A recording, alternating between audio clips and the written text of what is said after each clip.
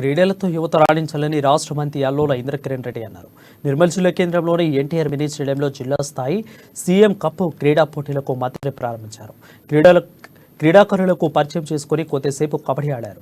June 2న ప్రత్యేక రాష్ట్రం ఏర్పడి 10 పూర్తవుతున్న సందర్భంగా రాష్ట్ర వ్యాప్తంగా సీఎం కప్ క్రీడా పోటీలు నిర్వహిస్తున్నట్లు తెలిపారు. యువతలో దాగున్న నైపుణ్యాన్ని వెలికితీసేందుకు మండల స్థాయి నుంచి రాష్ట్ర స్థాయి వరకు క్రీడా పోటీలు నిర్వహిస్తున్నట్లు పేర్కొన్నారు.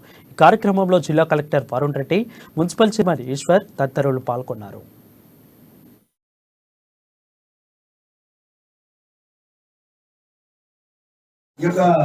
సమ్మర్ హాలిడేస్ సందర్భంగా విద్యార్థులకు ఏదో ఒక కార్యక్రమంలో బిజీ ఉంచాలని, దాంట్లో స్పోర్ట్స్ లో బిజీ ఉంటే ఇంకా బాగుంటుందన్న ఆలోచనతో ఈరోజు తెలంగాణ రాష్ట్రం అంతా కూడా సీఎం కప్ పేరట మరి మొన్ననే మండల స్థాయి గేమ్స్ కూడా జరిగినాయి.